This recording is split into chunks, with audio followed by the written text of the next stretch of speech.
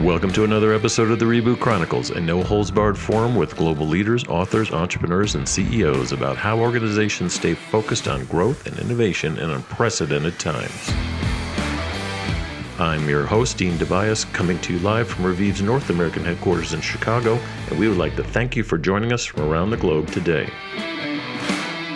I'd like to welcome Potbelly's president and CEO Bob Wright to the Reboot Chronicles. Started in Chicago antique shop in 1977, which a friend of mine, Brian Kyle, later purchased and scaled into a multi-location fast sandwich shop, I would call it at the time. Since then, the company has grown to over a $500 million brand with hundreds of locations around the world. Besides being born in my hometown and knowing the founder, I'm really excited about having Potbelly on because I view it as kind of a lovable brand with amazing fresh food that Bob has been rebooting once again, aggressively expanding their local and global franchise footprints, investing in digital and loyalty programs, and competitively positioning them to provide the next level of authentic consumer experiences. I have a feeling I'm going to be hungry during this episode, Bob. It's good to see you. Great to be with you, Dean. Yeah, absolutely.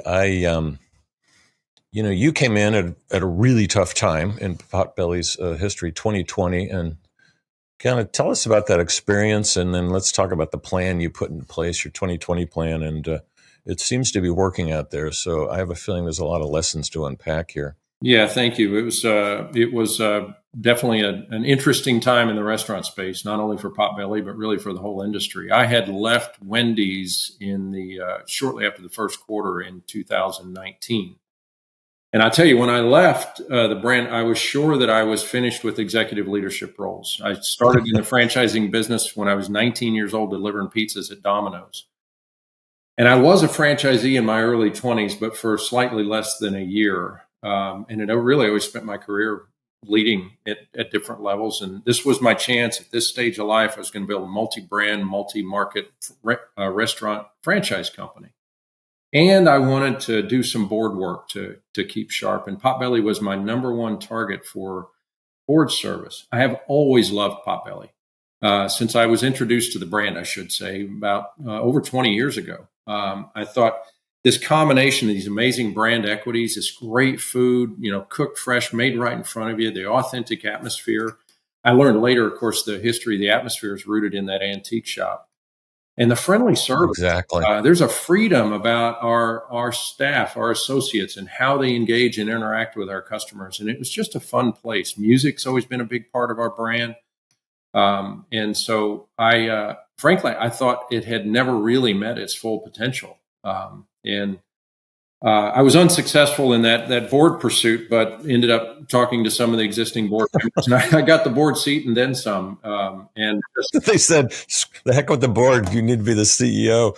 Oh, boy, that's a wake-up call. So much for early retirement. Yeah, it was a real blessing, honestly. The brand at the time, we had this wonderful high volume sandwich chain, 33 states at the time. We're spread coast to coast from the northern boundary of the U.S. all the way south of San Antonio. So you've got this. That's a lot. That's a lot of geography for such a small footprint. That must have been tough to manage. Yeah, it is difficult. So it's a blessing and a curse because you've got all of this territory and you're underpenetrated in so many markets. But we've proven that the brand can travel. And so we're not that super regional chain. You find a lot of chains at our size in the 400 or 500 unit range are still trying to prove that they can get out of their regional boundaries. And Potbelly doesn't have to prove that. We've been successful. Especially in the Midwest, by the way. There's retailers there. There's all these. Yeah, they just kind of grew geography-wise, just like out from the center. Yeah, you're right. That was actually smart of him to branch out more boldly. Yeah. It's probably easier now that you're over, what is it, over 400 locations, right? That's right. Yeah. And distribution is always very difficult to solve for if you're going to have that kind of dispersed footprint. Advertising was one of the main reasons you wanted to concentrate your efforts, because you really, until you could get critical mass in a certain market and get on television or get on radio, it's hard to get brand awareness up. Digital's changed all of that. So that's one of the things we've leaned into. But look, the pandemic was hard on the brand. A lot of the investor community kind of turned its back on Potbelly. The valuation of the company was approximately $50 million, according to what we were trading at the time. Fortunately, Right. going into the pandemic, we were 100% debt free. And while we drew down some of the revolver at the beginning, the balance sheet was still reasonably and relatively healthy compared to a lot of other brands. You've got this amazing brand with this distinction and differentiation, all the brand attributes. We've got this proof of growth capability, and yet all the white space. Again, relatively healthy balance sheet for a company our size, given what a lot of other restaurant companies were going through. Exactly. And what I perceived really was it gotten lost a little bit. Those core brand attributes that really needed to be highlighted, the food and the friendly service and the innovation around the food and, frankly, operations expertise and sharp customer experiences, those things all needed a lot of work. The atmosphere and the authenticity and all that. Yeah, exactly. So You came in at probably the worst time. So, the barns are burning, the planes are crashing, pick your metaphor. But at the same time, you said, okay, understand that, got to manage that. Here's a growth plan for the next 5-10 years. How'd that come together? Did you have to bring in a new team and kind of reset culture as well? Yeah, we've done all of that.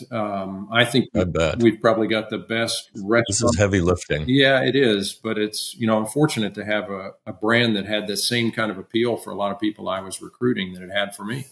Um, we all began to look at it and realize that it really did always have that potential. So yeah, I did. I replaced almost everybody on the team. My CFO was here when I arrived. He'd been put in the chair just a couple of months before I got here, and I continue to work with him. Steve Surlis is his name. He's fantastic. But a new chief operations officer, new development team. We've completely rebuilt and refocused how we grow through franchising. I mentioned earlier that we've invested a lot in our digital assets, both the consumer-facing digital assets, our app, our web, completely rebooted that, but also digital advertising. It's the way that we can have a business that's bigger than our scale in a lot of the markets that we're in. New loyalty program. I heard I can get something free after 2 purchases is what I heard. We just rolled out a new Perks loyalty program this year in January.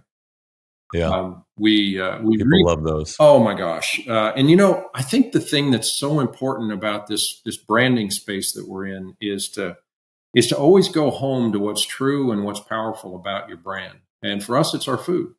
And so, there are loyalty programs out there that celebrate the value centricity of certain brands. And you'll see that's what they keep pushing. For us, we've got 12 different menu items that you can redeem your coins for. Desserts, our soups and salads, other sides that we have, of course, the entrees that include our sandwiches and our large salads. And I'm just so happy with and impressed that the breadth of redemption is even pretty much across all of those. Our cookies are the best on the planet. I really believe. For those of you that don't know, they make them fresh every day. We do. Fresh soups. Yeah. It's very different. It's very hard to scale something like this and keep it not just authentic, but actually fresh with distribution systems and all that. Speaking of that, so you were the COO of Wendy's, 6,000 locations. Gosh knows how many there are now. But so when you came in, what did you say, like either in your mind or in your team, say, hey, these are the things I did well at Wendy's. This is what I don't want to bring from a mega fast food restaurant. I don't want to bring all that in, but here are some things I did learn from Wendy's that could help us. Well, you'll hear a similar answer. I was really fortunate to get to know Dave Thomas before he passed away. And I actually ran the home market for Wendy's earlier in my career. He was brilliant. He did his own commercials. He was a brilliant marketer. And he wasn't Wendy's actually his daughter? Yeah, Wendy. He had 5 children. And I know Wendy pretty well, in fact. And she's actually still a Wendy's franchisee. So of course, kind of like Bryant Kyle came back to Potbelly as a franchisee, she did the same. I heard Bryant's got some, yeah. But Dave, I'm gonna hit him up for some coupons. Well, you can. I love it when a founder of a company has franchises. That's just later in life. It's good. It's wonderful to have him back in the system for sure. But yeah, some of those things I think were important to learn from and try to replicate is what are those core brand equities that you want to lean into? And Dave would always talk about that: the great food, the quality of the food, made fresh. And, Yep. frankly, you ask what are things you want to learn that you don't want to do, and Wendy's, over time started to drift away from some of those, and those are distinct brand assets that you have to cling to and protect and build a moat around. Exactly. Um, Exactly. and a company that's as big as Wendy's is, if you want to compete with a McDonald's in particular and try to go toe to toe on things like value and convenience, you're going to lose most of the time. So you got to go to what your Exactly. strengths are and amplify those and be relevant in those other areas that every consumer is looking for. So I learned a lot about brand leadership. I learned a lot about organizational development and putting the right people in the right place. And I learned a lot about company culture. There was I was there for a long time, so I saw the culture change over time, and things that are really valuable to a lot of our people here at Potbelly are things that we kind of institutionalized with some of our value statements and our mission statement and so on. Yeah, I figured you at Wendy's, when we call them BFSs, they get big and fat and slow, especially over 1,000 locations, right? So you didn't want to bring that culture, but you did want to bring the scale and the exactitude of how you run that big distribution system, because that's where you're going. Right. Where where are you going? Where do you want to take this in the next 5 years? We see this. We've done the work. We see Potbelly as a 2,000 plus unit chain just in the United States. Majority franchise. That's a big difference for us because we've been primarily a company development brand for most of the time that we've been around. When I Right. stepped in, approximately 90% of our units were still owned by the company, which is a wonderful asset in the midst of a turnaround. You're going to do things like you're talking about with scale, systems, operating systems, labor guides, training changes, all of those things that you want to institutionalize some of the predictability of how you run the company at the unit level. That's a whole lot easier to do when you're doing it with your own units, and franchisees were delighted to follow along. But the best way to grow is through franchising. Yep. And so, And that's a massive industry trend. Everybody's pushing, even in the non-food sectors. yeah, for sure. We got all this white space. We've added over 30% to our top line volume in just the last 3 years. So it was a 900 plus $1,000 unit brand. When I Wow. stepped in, we closed out the year last year at $1,300,000. So we've got the right kind of unit level economics.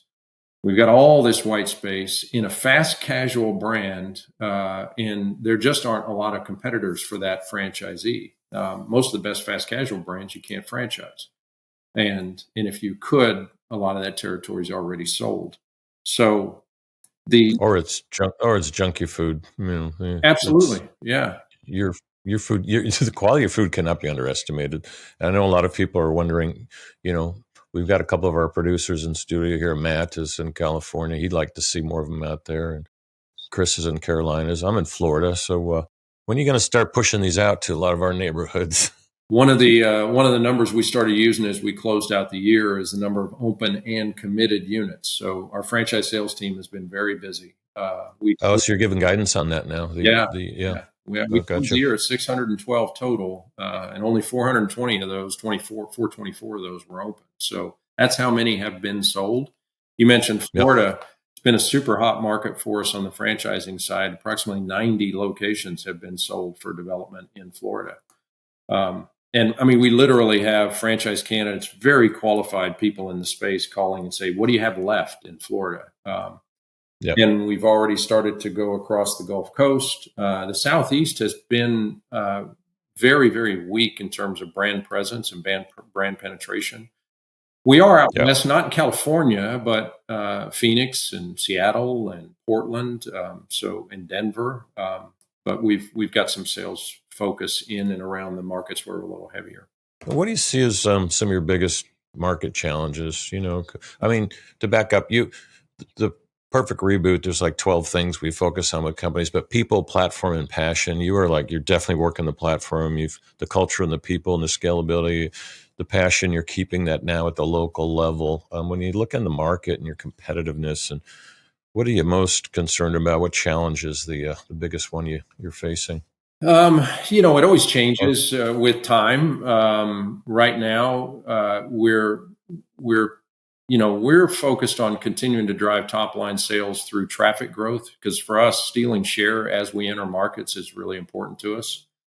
And we've got to continue to push the economic viability of the unit, because that's where franchisees win or lose. And we're really pleased with those unit level economics, both on the operating side, sales and cost structure, as well as on the investment side. It only costs us about $650,000 to build a new Potbelly, and at $1,300,000, you're at 2-to-1 sales to investment ratio, so that works. Um, that's a quick payback. Yeah. it can be, yeah, and as you know, in franchising, we can't promise that, but everyone can do the math, and it's an attractive position. We have to protect this place that we have. I often say we are a sandwich-based fast casual restaurant in a sea of sub shops. A lot of people selling sandwiches, and a lot of sub shops out there. But Exactly. the combination of our great food, the fact that we cook it fresh when you come in, the atmosphere, the authentic design. We have wood, we have authentic textures, and Yeah, and all that. It's really different. yeah, and your food doesn't feel processed to all get out. Well, it's not. Just I tastes mean, better. like you say, we make our cookies fresh every day. We hand dip ice cream to make those milkshakes. But even the meats, a lot of these sub shops, it's Yeah. just anyway. Not to get into the weeds too much there, but Yeah. yeah. So, and you think that is a scalable item, and when you look at different, it seems like your footprint can be replicated anywhere. Some groups want to have a kind of a regional flair, so to speak, but Mhm. yours seems to play well on the Southwest, Southeast, Northeast, wherever you are. The few restaurants that we've already opened in Florida, and there's only a few of them so far, are all outperforming the system. And you think, there's some brand awareness and some brand affinity, but we've got every day part. This is people like hot food at dinner, so Potbelly does well at dinner with a hot sandwich with soups. You don't get Wasn't the original plan, really. It was a lunch joint, It is. really. It is still primarily a lunch joint, but we do well across those day parts. We don't get a lot of veto votes from somebody that wants a great salad instead of a sandwich that day. People like to meet at Potbelly because it's a great atmosphere. There's a lot of places that'll sell sandwiches through the drive-through or salads through the drive-through, but you're never going to Yeah. call your friend and say, "Hey, meet me at that location," and that happens with us. So it's that. Meet me at McDonald's. No, thank you. Yeah. Yeah. Sorry. No, not at all. When that was for McDonald's. So when Bryant started it, he wanted to have a live musician in every place. They were up in a little loft, and that Mhm. kind of went away later. And how do you deal with music now? Do you have like partnerships with like Apple and other companies, or what are you doing on the music scene? We do have a curated music delivery into our shops, and we own that playlist. We develop it. There's a cool story about the song that plays every day at 10 o'clock. It's the same song that Peter Hastings would play when he would open his shop back in the 70s and the 80s. Wooly Bully is the name Nice. of the song. So there's always little Easter eggs about us there. Bully, bully. Yeah. The live music really isn't. I'm not going to say we don't ever have live music, maybe at a grand opening or something, but it's not the same part of the brand that it once was. I remember it when I first came into the brand as something really special. But after I got here, I also talked to the folks that led that program, and they said it was also Yeah. the source of a lot of complaints. Not every live musician is as good as they think. And, we had issues with volume. Those lofts that you talked about where they were up on top of, OSHA had a few things to say about that. And then there was licensing issues with, covering music and so on and so forth. But I believe we've Yeah. got the music dialed in really well. It's on brand. And we even measure the decibel level because you're looking for a level of energy in our shops that makes sense. So that's where those systems that, you talked about maybe from my Wendy's days meet that kind of authentic and real and genuine flair of a place like Potbelly. Yeah, well said. I mean, I was actually going the other direction, saying this could be your playlist could be a revenue stream for getting people to share and like, and purchase and all that stuff. Yeah. But that's another program. That's the behind the closed door one. Working on your strategy live here. So you mentioned 40% of your business is coming through digital. Right. So that's impressive because that's nothing but profitability, less people taking orders and stuff. Have you invested a lot in that? And is it any different from, competitively a little better positioned? Yeah, I think this is an area where we are really winning. We didn't have hardly any money to invest in capital back in 2020, but we made some big bets, and one of them was on a digital reboot. We completely rebuilt our tech stack. So a new app, new web, smart, a new loyalty engine, not the loyalty face for the customer, but the loyalty engine. We actually had to replace the payment systems and everything when we did that. And that allowed us to lean a lot harder into these aggregation tools that you have for all the various ways that you can get digital orders brought into the shop.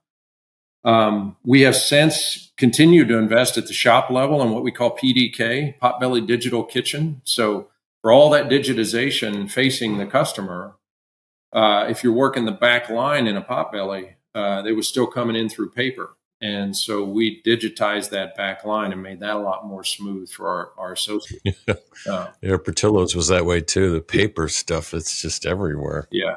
And it's you have accuracy issues, and, human nature is to not want to disappoint a customer. So sometimes you start making the food too early. Well, we've put all that decision making in the hands of the system instead of our associates. We're not finished rolling it out, but we open every new shop with PDK now.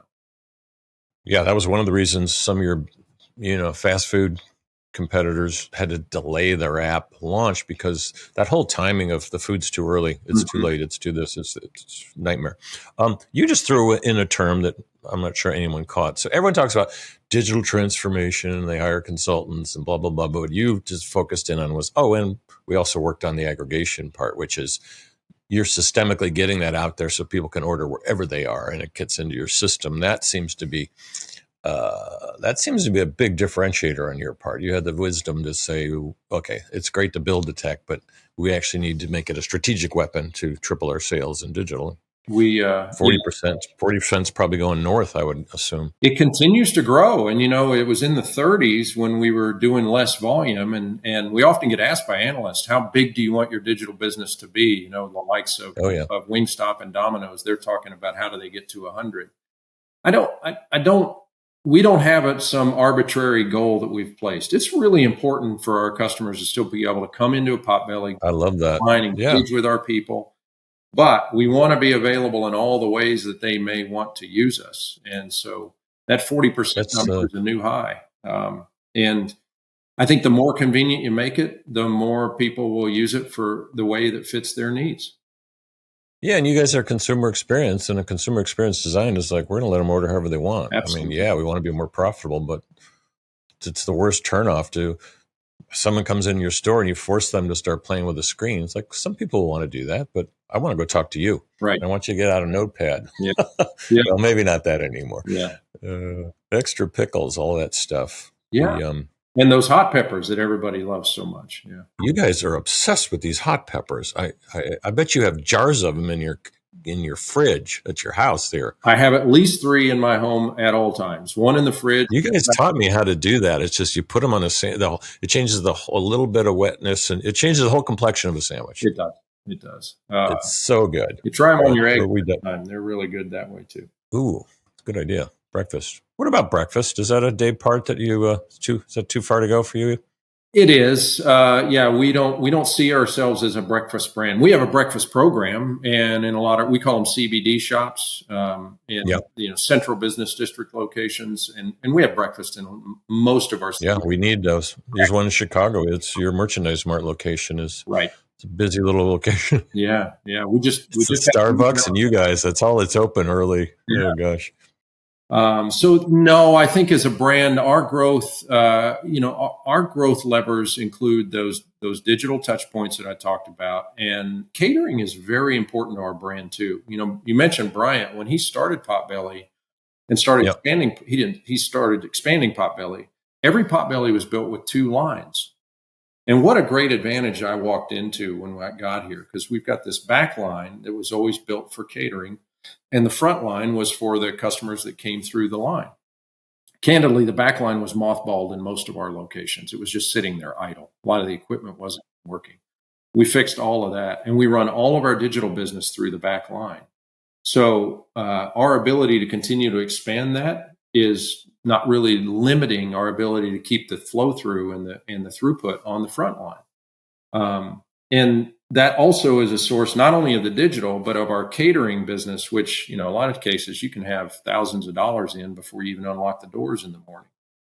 And I think we're just getting started with catering. My guess is you're probably head to head with Panera there. That's a big office lunch catering thing. There are a few big players in the catering space. I'm talking regionally, of course, but if I've often hosted meetings and ordered from both of you, and everyone goes to your crispy sandwiches versus the competitors. We'll just say, hey, any other trends like when I was a kid, they told us not to eat eggs, and now it's like don't eat carbs, and like you guys are a sandwich shop, right?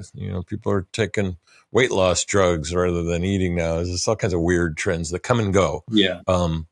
What trends are you excited about in your space? I think that quality still trumps most everything in the food space, and it's the quality of the ingredients, the quality of the preparation, and the quality of the finished product. I often say when we're talking about that third pillar in our strategy, which is the experience pillar, it's the last bite that brings you back.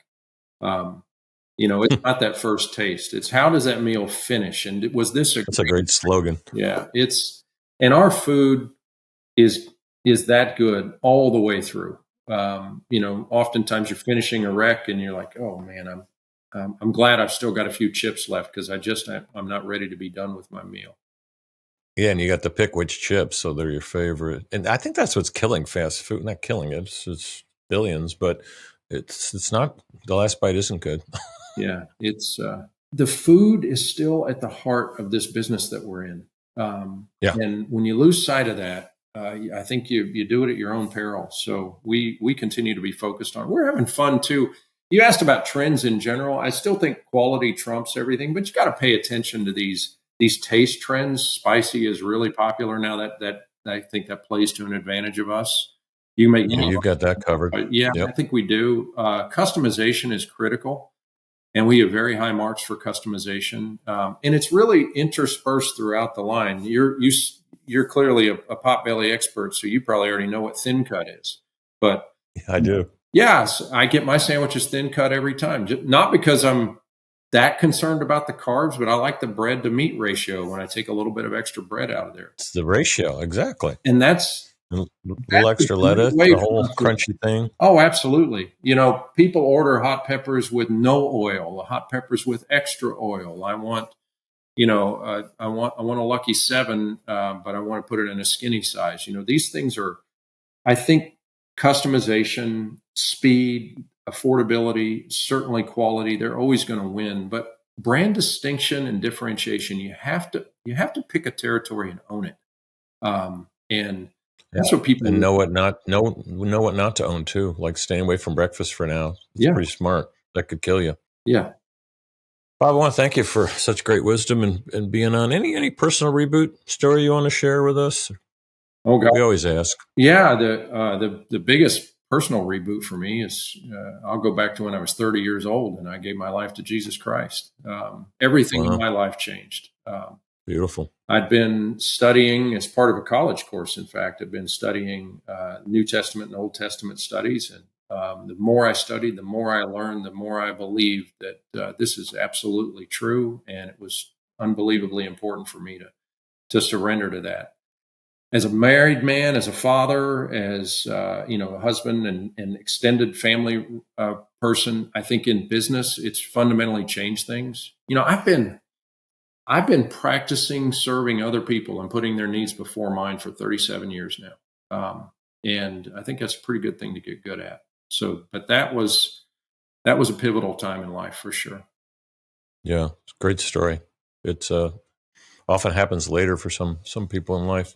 You just gave away your age too. I just did the math. 30 plus 37, I think. 37, I don't 19. know. Yeah, it's on the website, Dean. You can look there. Oh, geez. No, listen, I love the business, and I love this brand. It's everything I thought it was when I was entertaining coming in. Yeah. And I think we're just getting started. We've got It shows. Yeah. future. Can't wait to see you get to 2,000 locations. Me too. Appreciate it. Thanks, Bob. Yeah, thank you. You've been listening to Bob Wright, who's the president and CEO of Potbellies. This is Dean Tobias with the Reboot Chronicles. I want to thank you for joining us today, and we'll see everybody soon.